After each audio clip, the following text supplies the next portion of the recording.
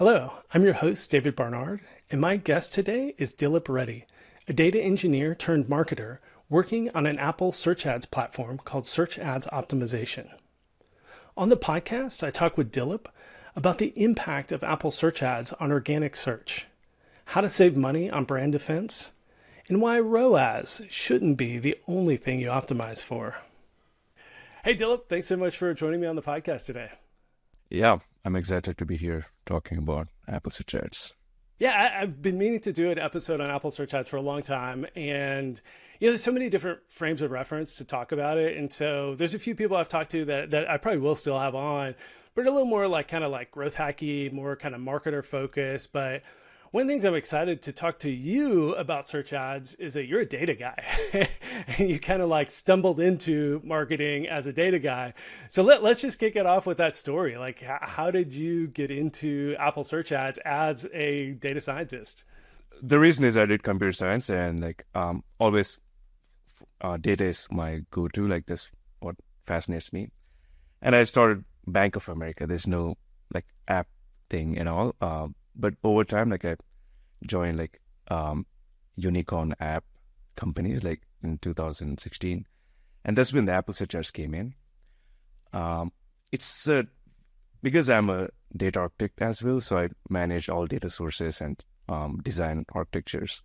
I noticed Apple Search Ads is different in a way that it gives so many data points, so much of data that extreme granular, including high intent keywords, how the users are reacting, and it just was great. And also, I created my own hobby apps that don't solve any real problem, but I started tinkering with Apple Search Ads, and in a weird way, that's kind of my on and off. I've been developing algorithms and all this stuff, and that's how I ended up. And yeah. Yeah, and then you had told me at one point that one of the things that really fascinated you about Apple search ads was that you were digging through the data one time and saw some really high bids and some high cost per acquisition. So tell me about that. Yeah, I mean, there are some categories, right? Like finance, health, and fitness. The bids are can be go crazy for some markets, some keywords, but they also bring in high revenue. That's what is interesting, because if you look at in a spray and pray networks like Meta, everything is usually constant. You expect this and the same revenue performance because there's not intent based. It's just shooting creative across millions and hoping some will fall for it. But Apple Search Ads, even the CPS is high. I find it there's something we can tinker with and experiment with, because we cannot stop just because it's high CPA, because they're the high intent, and in a way it's a limited inventory, demand and supply. So it depends on the app, it depends on what keywords we're targeting and what kind of users we're looking for. And especially for very high competitive, like finance is one thing, health and fitness. Yeah, we may see bids go really high up and CPA can go high in USA. USA is one of the most expensive storefront. Yeah, and that's just the interesting thing about search ads. I mean, it's why Google is a $1 trillion+ company. It's that when people go search for a specific term, they're very clearly demonstrating intent. And I don't remember all the different categories, but there's things like searching for divorce lawyer on Google, whereas the bids just seem insane. But if you're searching divorce lawyer, something's going on in your life, and it's a lot of the lawyers make a lot of money on divorce settlements, and so it's they can bid really high. And I think there's kind of similar market dynamics at play in the App Store, where for things like finance and health and fitness, where there's high intent, there's high willingness to pay. It makes sense in kind of a competitive bid environment that some of the keywords will get bid up. And it's kind of cool that what part of what got you into Apple search ads was seeing those high bids and be wait a minute, this data must be wrong. But no, it's actually the data was correct. It's just that you can have a return on ad spend with a $50 CPA if it's the right keyword and the right app and the right monetization. So that's really interesting. Yeah. And yeah, the good thing about it is we can control each and every aspect at granular level. I mean, you can also stop some keywords bid really low. So either forcing Apple to stop giving us impressions or give more installs for the same not more installs, but similar installs with lesser CPA. That's the best part. We are in control of everything. It's not like Meta, right? Like we don't know why the CPA is going high, and I can't do anything about it. Yeah, a lot of granular control and a lot of data to understand what's going on. Yeah. It is a double-edged sword. It can get overwhelming, especially if a company is running, all 60 countries and 70 countries, like thousands of keywords for each country. I mean, we have some solutions for that, and there's some kind of campaign structure you can set up to make it the mental overload much better. I wanted to kind of kick things off talking about trends for 2024. I mean, things are always changing. Apple introduced the brand, or not, I guess not brand, but like the inventory on search. And they've kind of been expanding inventory over the last few years. Anything especially interesting in 2024 that is changing in App Store search ads that folks should be paying attention to? A lot of apps now, usually it used to be like, we just run in tier one, like, US, UK, like Germany, France, and forget the rest of the world. But now I'm noticing the trend of adding as many as countries as possible, because if you think about it, there's only like 5-6 localizations that we have to, like, for example, if there's Spanish, you can maybe have an entire Latin America, not entire, but most of the Latin America with the same kind of keywords. Same with Portuguese, German, France. The way is like we identify the keyword building for these localizations, but you can expand to pretty much every country in the world. And for extreme local language that we cannot support, or Apple defaults to English anyway. So expanding to more countries is what I'm noticing. And Apple introduced new geographies this year, right? Yeah. Brazil, and I think 6 other Latin countries. So yeah, that's the best way. And people are seeing some surprising results. So my advice is test these countries, because we can't just assume, because this country is this, we should not run it there. Especially the effort is pretty much same. It takes maybe a few minutes to just copy and paste the campaigns, right? Yeah. But you don't want to just copy and paste the campaigns, right? You want to copy and paste and then spend a little time kind of honing it in for that market, and then check your CPAs and your return on ad spend and stuff like that.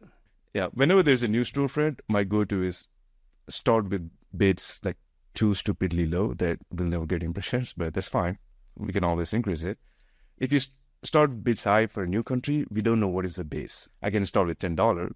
Apple happily give me $10 bids, but maybe I can get the same number of installs or 90% of installs if I bid half, right? So, and also the trend is, I'm noticing is the CPA is going a bit high.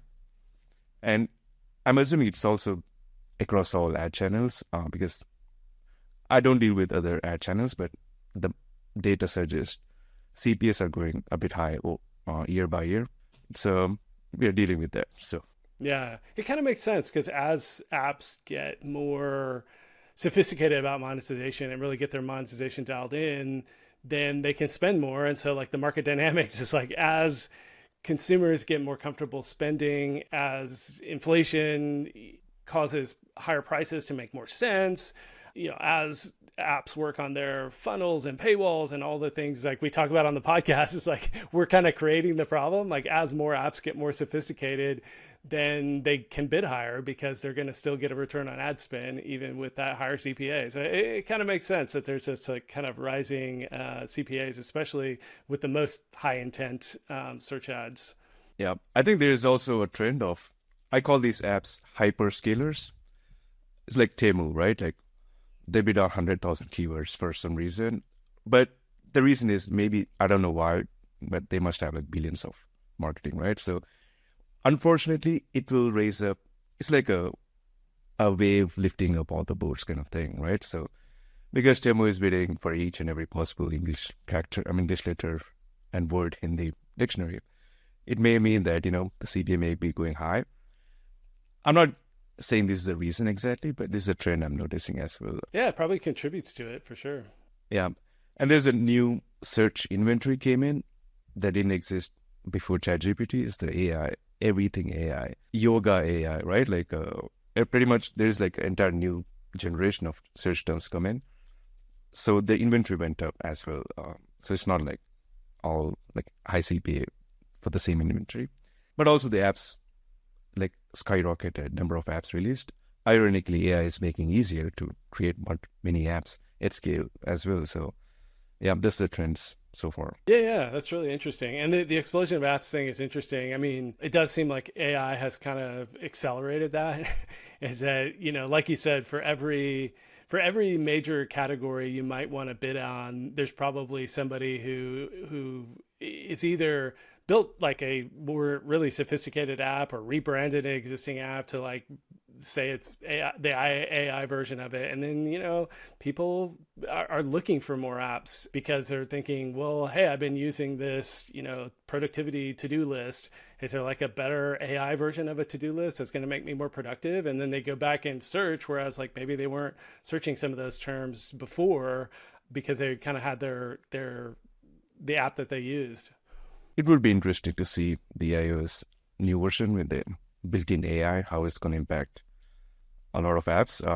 Yeah, let's see how it goes with the AI. So one of the hotter topics I wanted to get your take on is brand defense. So, you have some people say never do brand defense. You're just like, it's extortion from Apple and Google to force you to do brand defense on SEO and ASO. But what are your thoughts? Like, can it work? Can it be profitable? How should you structure it if you do it? Like, how do you think about brand defense on App Store search ads? Yeah, obviously it's a touchy subject. I have some opinions, but what I would do is like, I inquire company, what is your, what is your plan? Like, what do you think of this? Because it depends on each and every company. On a surface level, this is what I would suggest.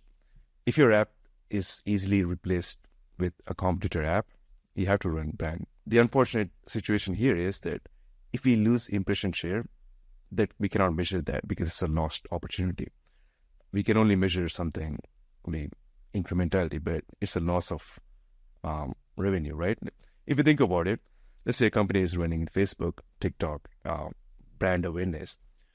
All that touch points made that user come to the App Store right before downloading. If a competitor solve the exact same problem, it's a really huge risk, right? Like, we made all the hard work and now the competitors are benefiting from it.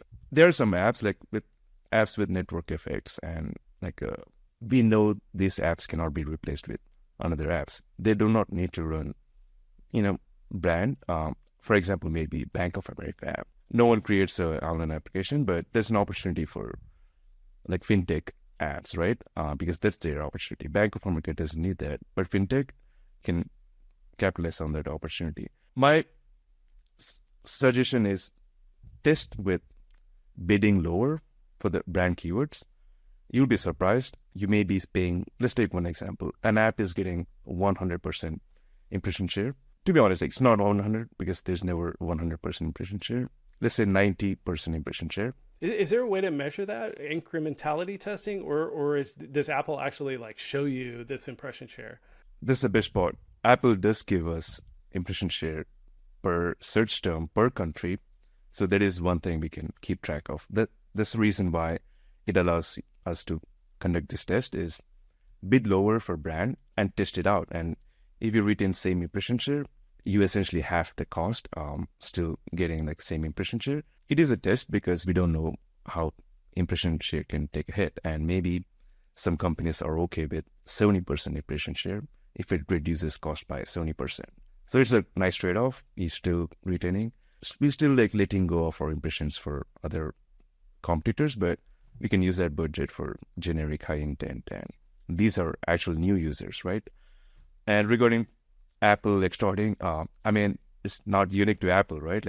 It's every ad channel. There's no trademark on search terms. So yeah, it's unfortunate reality of everyone has to deal with, but it's also an opportunity, right? The impression share is an interesting way to approach it though, because you're right. It's like, if you can spend half as much money and get 90% impression share versus twice as much money to get to 100%, that extra 10% is probably not incrementally better than just spending less and getting the 90%. And then something you and I were talking about was how the search ads algorithm does tend to prefer the actual branded app where you could potentially even bid a lot lower than your competitors and still win the bid, because Apple's not just going with the highest bid. There is some amount of like them trying to fit the best app, right?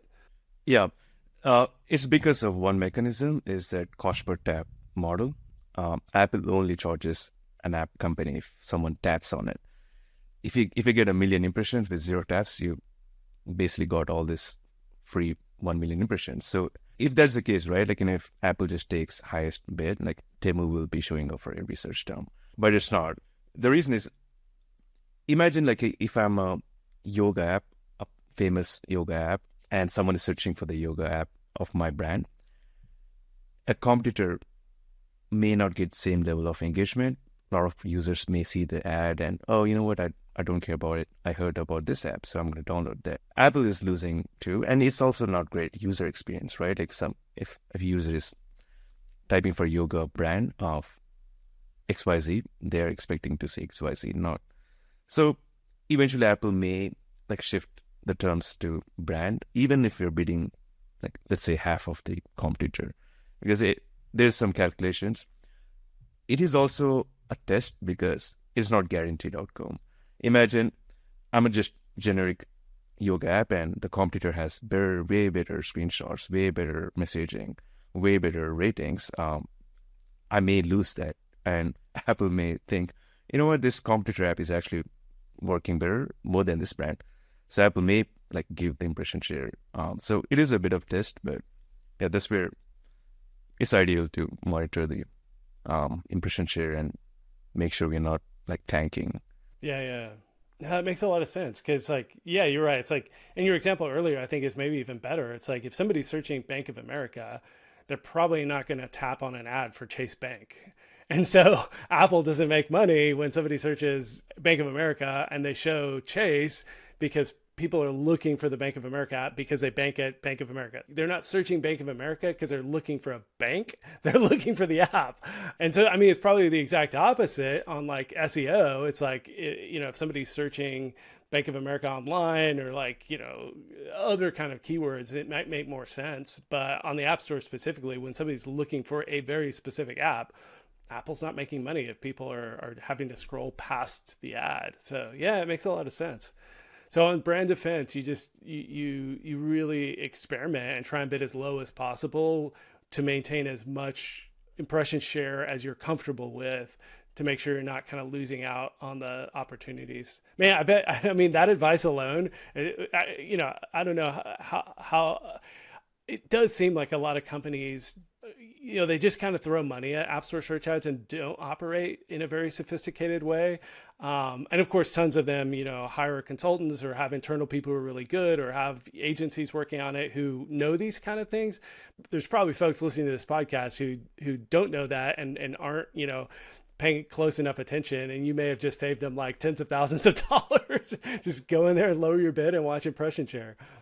I mean, there's one more thing about the ROAS and case studies. And like one thing I notice is a lot of case studies don't mention if it's generic or brand. Because brand usually has highest ROAS of any kind of, if you think about it, right? Like that's what we made the user come to App Store and their highest intent possible. So when we seeing the revenue ROAS, I would consider brand as its own entity. We treat it as, we do not compare brand with any other high intent generic keywords or competitor keywords or like broad match keywords. I would treat it as two different things. I do not even mix up the data as an entire like Apple search ad strategy. Yeah, that makes a lot of sense. Yeah, because if your overall ROI looks amazing, yes, because you're cannibalizing, but if you can pay half, your ROI is going to look even better. So that's great. We already kind of talked a little bit about the trend in CPAs going up, but I wanted to dig into that a little bit. So we kind of talked about some of the high CPA, like finance and health and fitness, and some of these categories that are going high. What about like low CPAs? Are there some categories that like are opportunities, some arbitrage available in the App Store in certain categories? Yeah, even with the high competition categories, like we can have some CPA we can improve CPA better by just expanding high intent and low intent keywords and bid accordingly. For example, yoga. I know yoga, if someone's typing yoga, yoga is high intent for my app. I'm talking about yoga as because it's such a generic app. So, but I also know if someone is doing Pilates or some kind of, like, maybe that's a low intent. They may not be interested in my app, but it's still like if someone is looking for health and fitness and Pilates, maybe they're low intent. But I won't bid the same as I would bid for yoga, so I classify that as low intent. That way you can expand keywords a lot. And also keywords, we can think of it as that's where the night and day difference of performance can occur in Apple search ads. If I'm choosing bad keywords, like have 10 keywords that are not relevant to app, I'm bidding $10 each, we're going to have some troubles. This is a human thing, right? Like, we know much better. You can use AI, chat GPT to have some ideas, but the final say should be yours of, okay, we are using this keyword because it's low intent, and we'll bid lower and in hopes that we get more suggestions. And the best part about Apple search ads is there are two types of keywords. Exact is not 100% exact, but it's more like yoga for women, for example. Is that if I'm bidding as exact keyword, that's fine. But there's another keyword type called broad match. What it means is any variations automatically shows up. For me, if yoga for women is same intent as yoga for women in 30s. I know it's a long tail, but yoga for women, I don't care what the following search terms are because I already know yoga for women. And these keywords usually are dynamic because if you look at the App Store app, if you type yoga, you'll see Apple suggest some search terms, and these change very often. So the competition may not exist for some of the search terms, and that's a low-hanging fruit. Run the broad, but obviously bid lower. I'm a big fan of classifying keywords and bidding different for each based on the group, like brand. And regarding low, it's also very dynamic. Even with the high competition, some keywords may not have any competition at all. And there's like, think of stock market.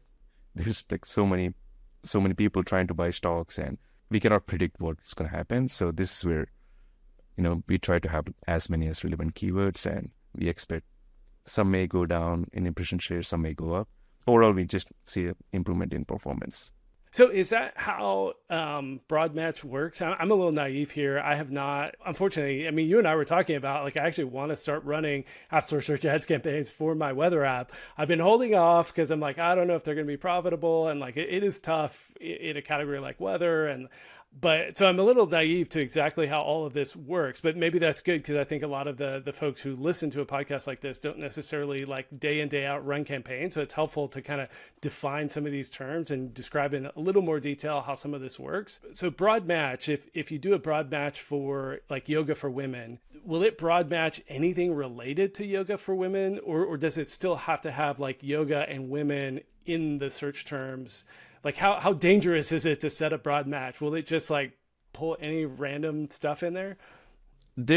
Apple, yes. It just because we said yoga for women, it doesn't mean that Apple may show for truly unrelated. If Apple algorithm thinks, for example, Peloton. If Apple thinks Peloton is related to yoga for women, our ad, we may be paying for Peloton keyword. But the good thing is we can even track this. There's a report called Search Terms Report. It's better to occasionally check, this report and make sure, okay, all our spending is going to the right kind of keywords. Usually the search terms is not perfect. Apple only shows search terms if we spend enough and if we get enough impressions. But that's fine. That's what we want anyway, right? We don't need like thousands of search terms report. So then in this case, like if you have a yoga app and you see in the report that it's bidding for Peloton and it's a high bid and you're not getting good ROI, do you go in there and then specifically say don't bid on Peloton? So the good thing about that is we can track which keyword is causing our app to show for Peloton. Usually I just go in there and tone it down to really stupidly low, that either we get really, really cheap, like installs our app, we force Apple to not show our ad. I'm not a big fan of removing keywords too much often. These are dynamic trends, right? Let's say I have a yoga for women and Apple is showing Peloton search term for this for my app this week. It doesn't mean that it's going to keep doing that forever, right? Like maybe next month, that might be my most profitable keyword. If I just remove that keyword, I just lost my opportunity forever. But if I bid low and I can retry it later, 2-3 months, and see how is it performing. I think yoga for women is not a great example for broad, but you can think of as let's take weather since your app. Hopefully, I'm not giving away weather app secrets. Imagine we are bidding. We just don't know anything about Apple search ads, but we know our app is about weather. So you can run on weather as exact. It means that any variation, weather, like we show the ad and we pay high for that. Let's assume we did not do any keyword research. We don't have any keyword list. If you also bid on broad of the same, so we are running 2 keywords basically. Apple may show weather map, weather information, weather alerts. As far as we're concerned, those are also relevant for us, right? So, and you can go to the multiple levels. Like now, weather alerts, we can bid on weather alerts because Apple showed, oh, there's a weather alerts keyword. Now, we do the same thing. We add weather alerts as exact and also broad. And our hope is that if someone is searching for weather alerts Philadelphia, it's still relevant because map is still relevant. And if someone is searching weather alerts Los Angeles, same thing. So that way, like you can, that's why I'm a big fan of maintaining a relevant keyword list, because this is one-time action, right? Like once we add weather alerts, we're not gonna, unless the app changes the entire business model and the name and the functionality, it's really rare that the keyword is gonna be applicable forever. Yeah, that's a good point though, because like for my app, it would actually be the opposite. So we would start with weather as a broad match, and we would probably see that weather alerts is a very low intent keyword because we actually don't have alerts in the app. It's something we actually want to add to the app. So then what you're saying is what we would do then is put weather as broad match. When we see weather alerts come in and it's not creating a great ROI, even if maybe it is driving downloads because people don't realize the app doesn't do it, but then they get into the app, it doesn't do it, they leave a bad review, they don't buy, or they cancel the free trial or whatever. So then we make weather alerts a exact match, and then we bid really low because maybe we still get impressions and maybe we still make some money, but we want that specific keyword to be super low price. But then when I add the feature, then we already have some relevancy for it, and then I can bump the bids back up, right? In this case, like when we are sure a particular keyword is really badly performing and it's consistent over and over again, you can actually add it as a negative keyword. Basically, what we're saying to Apple is anything that says weather alerts, yeah, take me out. I'm not in the game. So that's actually much better. But we need to be absolutely sure that this keyword is never gonna be a good fit. I noticed some advice that, just remove any keywords that don't generate revenue in first week. That is really not great a strategy in my opinion, because everything is dynamic, right? Like some competitors may be bidding high this week. They may not drop off tomorrow. It's all dynamic. That's why I'm a big fan of Apple Search Ads. It gives us a lot of data to validate and test our hypothesis. In this case, if we know this keyword is a bad news, we just add it as negative keyword, one-time thing, and we never have to worry about it again. So is that how exact and broad match work? So I mean, a lot of people who like work in the industry or constantly manage these things will know that, but I'm sure there's a lot of folks listening who don't. And then honestly, even the people who work in this day in, day out could probably learn some of the intricacies about how it does and doesn't work from you, as much as you've managed this and like worked with so many different folks over the years. So how does broad match work? Yeah, the goal for us when we are using broad match is to capture like exponential number of search terms that are still relevant to our app. And added benefit is usually for these keywords, because these are so dynamic, they change every week. They may be low in popularity, so our competitors may not be bidding really So we've talked a bit about fluctuation, but one of the biggest fluctuations is seasonality. It's like, I'm sure January 1, all the search terms related to health and fitness are bid to crazy, and that's to be expected. But any other things you think people should be watching out for seasonality wise, or how does that impact CPAs, and how should you be preparing and structuring your campaigns for seasonality so you don't end up like paying too much, but also so you don't miss out on the opportunities when there maybe are higher ROI searches, when maybe you are bidding lower, even when there are higher intent people coming in. Yeah, I mean, for US storefront, like the Thanksgiving is usually the highest competitive space. It's the similar phenomenon, like a wave lifting up all the boats kind of thing. So even if our app, it has nothing to do with shopping, we may see our CPA, going up a bit high. Even summertime is like usually for, like, it depends on kind of apps. Like for some categories, the summer is actually the cheapest CPA for some reason. You can think of this as cool if I'm education app. And usually the best time period to test any new app is, I mean, if someone is thinking of trying out Apple Search Ads, is during February till summer.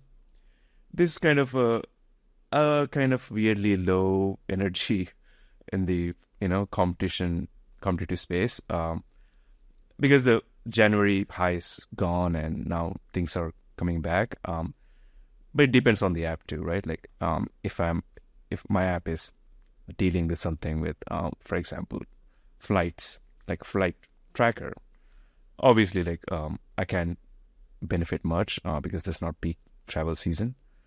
Those are the seasonality trends, and some of them are counterintuitive too. Like I was actually talking to Ryan Jones from Flighty recently, and he was saying how surprised he was that holiday travel is such a, like, I thought I think the conversation was related to me saying, oh, you must do like really good business in the summer. He's like, no, actually, like the summer's fine, but the holidays is where people are like way higher intent, like traveling more, care more about delays and stuff like that. And so some of these like seasonal trends are probably counterintuitive. And like, even you're running your app thinking, oh, let's take All Trails, for example. It's like, oh, well, the summer is going to be peak season, maybe. But are there ways like that you kind of, I mean, pretty much you just need to be watching week in, week out. Are there specific ways that you track these campaigns to make sure that you're not missing out on either potentially bidding lower, kind of when CPAs maybe drift lower, or bidding higher when there's actually higher intent people coming in? How do you manage that on a day in, day out basis? it depends on the, like, how our app category, how the competition is. For some apps, like, it depends on what our competitors are doing, because when I'm saying competitors, I'm not talking about exact close competitors. I'm talking about any app that are bidding heavily and for a long time for our primary keywords, high intent keywords. It depends on that. For day in, day out, usually we just keep in mind that, hey, this is expected, and we can look the good thing is it should correlate with organic traffic as well. So we can just come back to App Store Connect and check last 2 years, what's our trend, and we can expect similar in Apple Search Ads. I'm not a big fan of changing bits by the seasonality because, like I said, it's like stock market, right? Like, everything is dynamic. We cannot predict that we'll get impression share of this keyword, but we can see the results and act on it. I mean, that's the best thing about data, right? Like, we don't have to make any assumptions. We can see the data and act accordingly.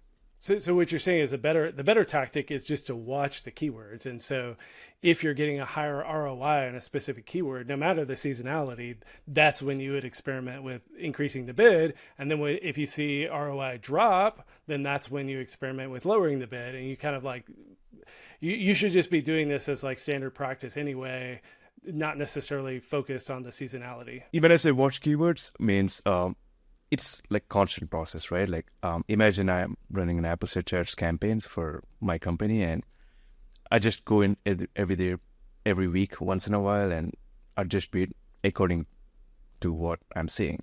It doesn't matter. Maybe Germany is the least performing campaign. It doesn't matter what season, right? I just yeah, you know what, I'm not going to spend too much budget, so let me bid lower for the entire ad group.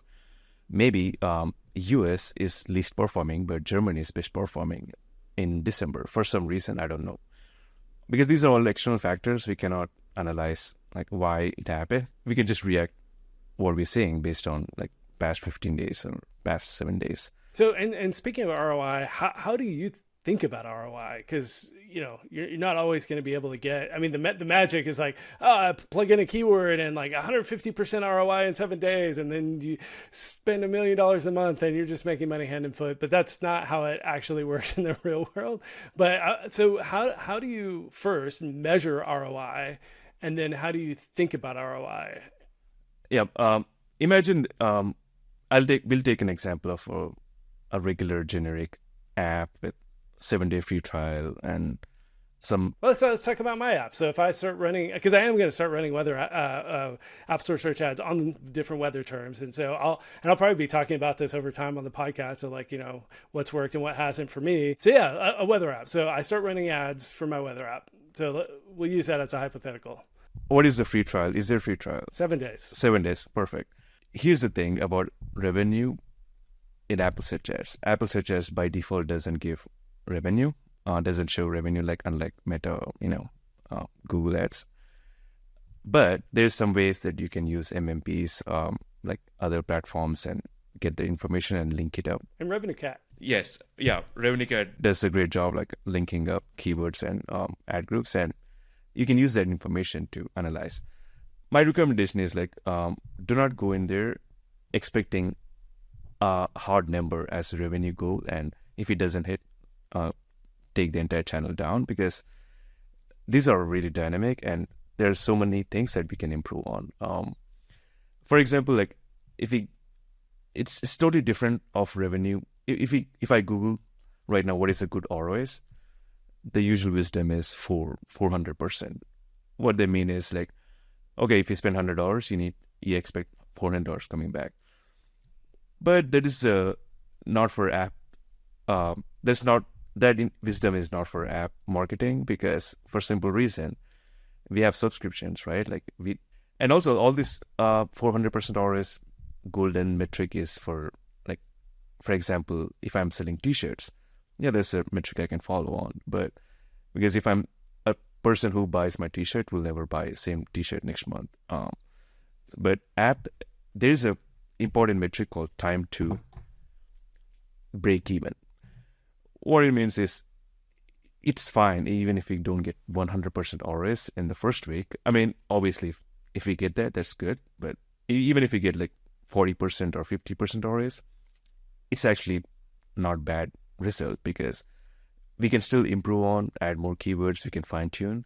And also we can check our LTV, right? And because we're bidding for high intent, we know that these users are perfect users of our app. So we can improve like in-app like experience to make sure they don't churn, and if you have monthly subscription, hopefully, because if you think about it, cohorted ROAS mean we only spend that. Let's say we spend $3 for that install for that user who started this free trial, and they did convert. In that case, we only spent $3 one time for that user, and that's it. But the revenue is like, hopefully our app is better and like not like there's not huge churn. We can keep on, the revenues keep coming in. So there's a time delay. We just have to keep track of it. And so then every app developer has to kind of decide from a cash flow perspective, from a long-term business perspective. I mean, I was talking to one person who, because you hear so much in the industry of like, oh, what's your 7-day ROAS? What's your 30-day ROAS? Are you getting ROAS positive in 90 days? Like, well, what's a metric? And I was talking to somebody who has like really great organic traffic. So their business is just spinning off cash. And so their metric was 365-day ROAS. So their metric was, can I spend today and at least get to 100% by the first annual renewal? And for a lot of businesses, that can make sense. Like if the cash flow makes sense, if you're wanting to like really grow. And then the cool thing, like you're saying, is like those people who renewed that first year, you get to ROAS positive in 365 days, which again is crazy. It's hard to float that if for a lot of companies, but then like a bunch of those people are going to renew the next year and the next year after that. And so it's an arbitrage opportunity to grow faster now if you have the cash and you have some level of confidence in those renewals, that you're going to start stacking those cohorts sooner and sooner. That's actually why I want to start advertising for my weather app as soon as possible. And I'm kind of kicking myself for not starting. It's like, should at least be picking up the low hanging fruit. And maybe this is kind of the message for those of you who aren't currently doing it, and even for those of you who are and maybe could even spend more than you currently are, is that, I mean, this is magic of the subscription app model, is that LTV is not capped. Even if you have an average LTV, for most apps who are reasonably retentive, whatever average you calculate today is likely to just keep going up year after year after year after year. I mean, I was looking at my own app, and 7 years in, I still have 20% of people who subscribed within the first month. So 7 years, still have 20% of people. And so if I can stack more of those cohorts now versus stacking them later, even if I'm not getting 100% ROAS on day 7, if I can afford the cash to do that and expand the business, it's going to pay dividends in the long run. But you just got to make sure you have some level of retention and confidence in that. And then you have the cash and the risk tolerance to go ahead and invest more heavily. Yeah, obviously the caveat is that we have all the basics sorted out. What I mean is the install to free trial ratio, the free trial to conversion ratio. But this is nothing to do with Apple Set Chats, right? The goal of Apple Set Chats is bring in new users. We have to improve those in-app conversion rates anyway ourselves, regardless if we run ASA or not. And one more thing about ROS is ROS should not be the primary metric. It should be a combination of revenue and ROS. For example, we can think of two apps. Let's take meditation. Let's take Headspace and Calm. These are imaginary numbers, so don't sue me. Imagine Headspace and Calm both are running Apple Set Chats, and Headspace is spending, let's say, $1 million, and their ROS is 75% ROS, but Calm is spending $2 million with 65% ROS. On the paper, it looks like Headspace is doing much better, right?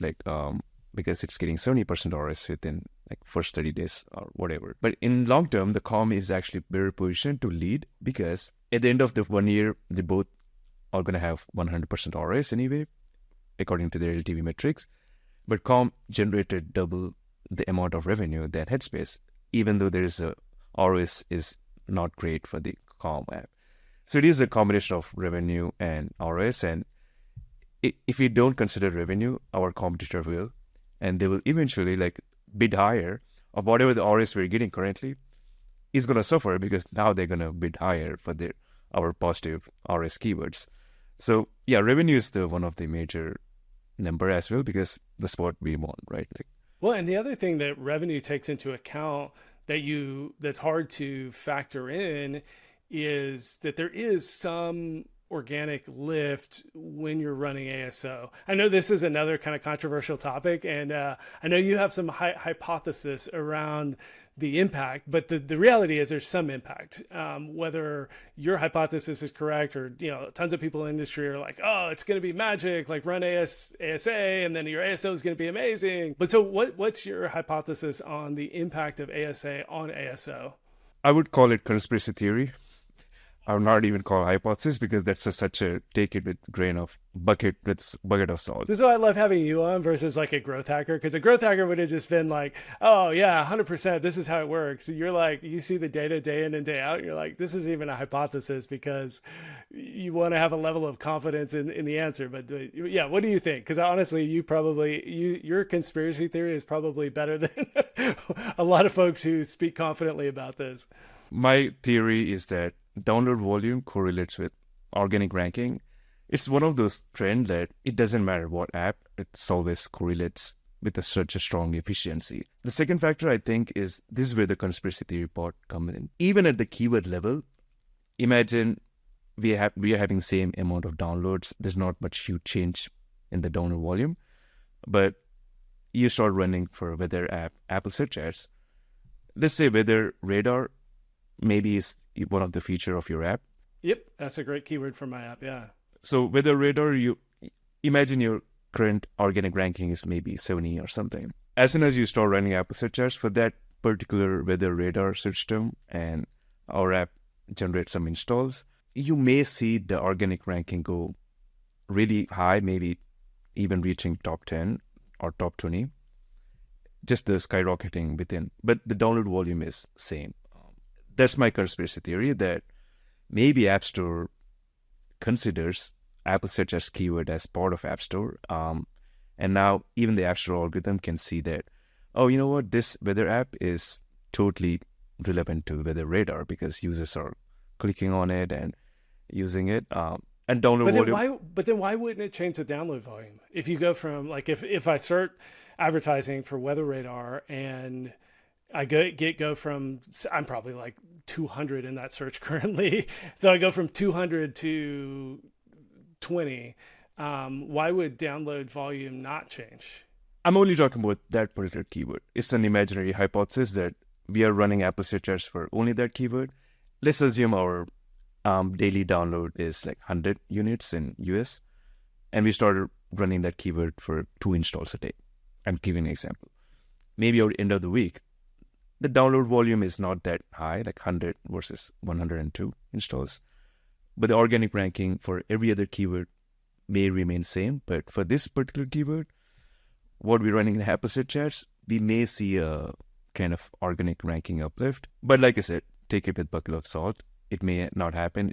I don't recommend spending a lot of budget just for that purpose, because it may happen, it may not happen. And yeah, it does seem like Apple's search algorithm, although it's still frustrating, it doesn't feel like they're still especially great at it. But it does seem like it's gotten more and more sophisticated over the years. So the people who think there's going to be a one-to-one response in taking a certain action might be surprised. And like you said, yeah, it's a lot of money to put on the line when any kind of algorithm like this, there's not a level of certainty on it. While we're on the topic, the download volume organic rank, the theory is that it is kind of like a chicken and egg issue, for especially for new apps or apps that are actually best in the class, better than all the competitors, but the competitors will be always number one. In that case, do not treat Apple search as there's a channel we should never run on, because this may be the better option, because as long as your app is better than competitors and they're ranking number one, even then you can actually get high intent, as long as we talked about the basic or in-app conversion ratios are basic. These are all great. If that's the case, like, you don't even need like to run million install campaigns. You can just target those high intent. We're not going to get quantity, but we'll get the quality users. And as long as we're scaling up our revenue, why does it matter how much, if we're ranking number one or not? I'm talking about Apple search ads. Obviously, it matters that we rank number one, but sometimes it's next to impossible for some keywords. We can never rank number one, right? Yeah, no, that makes sense. And speaking of scaling, that's actually something I wanted to talk to you about. And that's kind of the challenge with App Store search ads, is that even though it can be an incredible source of really high intent downloads, the kind of what everybody in the industry talks about is like, well, that's great, but it's not scalable. So how do you think about scalability in App Store search ads? Scalability, I mean, obviously, we cannot compare Apple search ads with Meta campaigns or TikTok campaigns, because it's apples versus oranges. We are looking quality versus quantity. In my opinion, the best way to scale is to adding more keywords, high intent, low intent, like segmented by it. And adding broad match keywords that will literally like be exponentially increasing our awareness, and more countries by default. That's a easy way to scale. And just monitor campaigns and employ some kind of a workflow. Like, campaign structure should be in such a way that it's easy to maintain them. I'm not a big fan of like creating hundreds of campaigns for one country. Because you only have one competitor set of keywords, right? Like, we cannot have multiple competitors We don't need to run different ad groups. Yeah, the bottom line is adding more keywords, relevant keywords. The more relevant, the better they are. And adding more, there's always competitor share that we can improve. And brand is something, as we talked about, it is its own thing. We do not consider brand as our, because brand is kind of steady flow, right? Like, I mean, it's a good thing the brand impressions go up, but that's how I scale. Yeah. But then what are the, I mean, do you see, I guess it's just going to be so contextual, right? It's like for a health and fitness app, it's like if they're willing to spend the money, it can be a massive channel because there's a ton of high intent people coming and searching relevant keywords. But then if you're in a niche, a really small niche where like you're really only relevant to a very small number of searches, then you're going to hit the wall sooner, right? So it's just very contextual of like when you're going to hit the wall, but then you don't know that you've really hit the wall until you've done the experiments with broad match and experimented with the bidding and like tried stuff, right? Yeah. And Apple Search is one of those things where the competitors are kind of can dictate what we can do next. For example, imagine there's a weather app and imagine there's, for some weird reason, there's no weather app in Apple Search ads ever running Apple Search ads. Your app is the only one that has Apple Search ads. In that case, your CPA will be like probably in cents in US. Your ROAS can skyrocket, but that's like a dream scenario. But imagine you have like 25 weather app competitors in the United States. Unfortunately, it means that for the same number of installs, your CPA probably like is 10 times now. But the good thing is competitors also dynamic. Just because they're bidding for a keyword doesn't mean that Apple considers them relevant. Same phenomenon brand as well. If your competitor running same weather radar keyword, and for some reason your app is performing better and Apple can see that, even if you're bidding half of your competitor, Apple will still prefer your ad because Apple has to make money too, right? Like they can't just show the other app if it's not getting too much of traction. Yeah. Yeah, that's interesting. And so then part of what you're saying is like even if you are super niche and like, oh, it's gonna tap me out really quick, go get those keywords because they're gonna be so cheap. So if you're at a niche and you're not running Apple search ads, you're probably leaving money on the table because there probably are some high intent, low traffic keywords that still you're just printing money if you can pick those up. Yeah, we just need to adjust our expectations. Like we can have like $1 million a day one, meta kind of, blitz. But if we have our expectations set and yeah. And the interesting thing too is like, even though Meta, you can theoretically scale, even for a niche app, like you'll saturate that kind of ideal customer profile. And so, yeah, you can scale near infinite on Meta, but you might not scale profitably near infinite because it's similar. Like as you start bidding higher and as you start saturating your market and those high intent users that you're going to be able to get to, then your costs are going to go up too, because now you're ending up with medium intent people and then low intent people. So like nothing's truly infinitely scalable unless I guess these like Temu and stuff like that, like when anybody is truly a potential customer, there are like, you can scale to a level that a lot of apps can't, but most apps aren't that. So, and one of the interesting thing is that how ad channels can behave differently for the same app. Obviously, any mature app company will be using multiple ad channels at the same time, Meta and Apple Search Ads and Google, whatnot.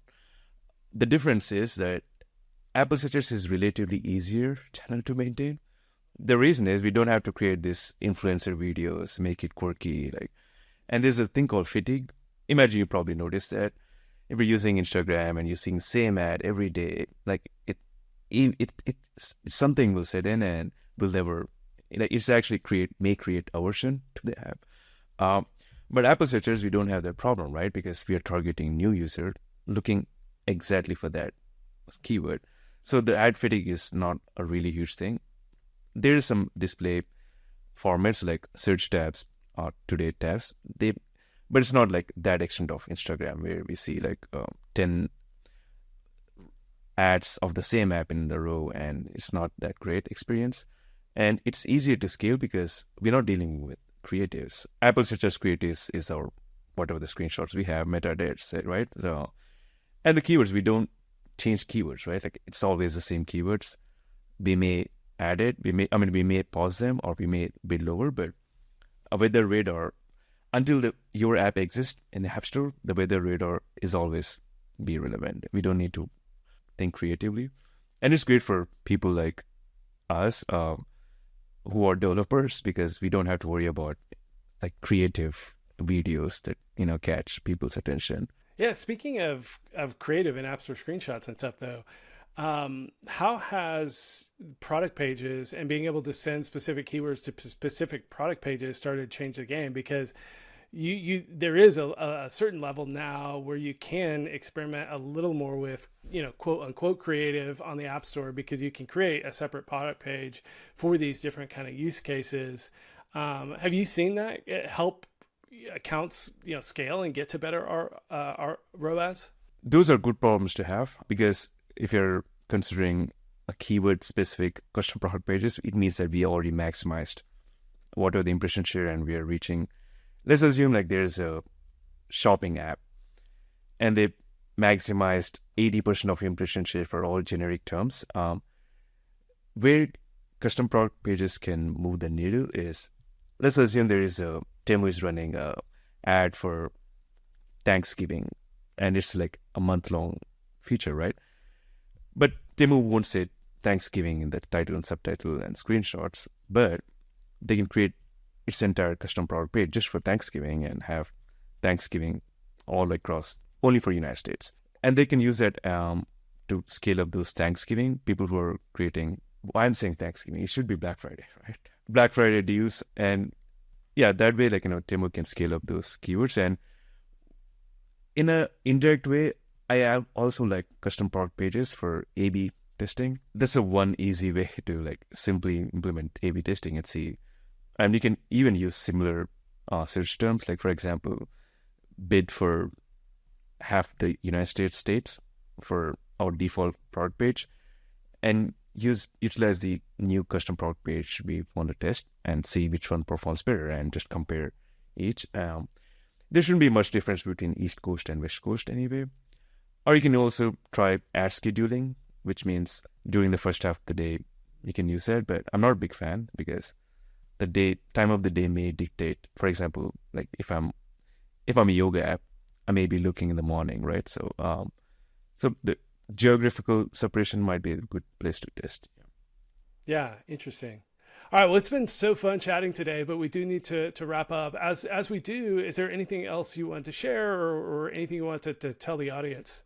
Yeah, for new apps, use Apple Search Ads as kind of customer discovery thing, and you can, you don't have to spend daily budgets like hundreds of dollars. You can even get 5-6 installs a day, spending $10-$20, but use that as high intent, and use them as because you want to target high intent users and improve your app. And check us out. Our platform is designed to scale Apple Search Ads profitably. It's called searchadsoptimization.com. And find me on LinkedIn and ask me any questions, and I'm always happy to talk about Apple Search Ads. Awesome. And as I've kind of been wrapping up these podcasts too, if you have specific questions, instead of hitting them up on LinkedIn where only the two of you can talk, feel free to do it on the Sub Club community. So we'll post this podcast on the Sub Club community. You can respond to that, or just tag Dilip, so that your questions can be beneficial to the rest of the community as well. But yeah, I was checking out your company, and again, it's really cool that you started this from a data perspective, and it's clear that you've built the algorithms to make it so much easier for folks to do a lot of things that we talked about today, to manage those bids, to automate some of that as well. So yeah, it looks like a really cool platform, and I think it's something I'm going to be checking out myself. Yeah, sounds great. Awesome. Thanks for joining me, and thanks for sharing all these great nuggets with folks. Thanks so much for listening. If you have a minute, please leave a review in your favorite podcast player. You can also stop by chat.subclub.com to join our private community.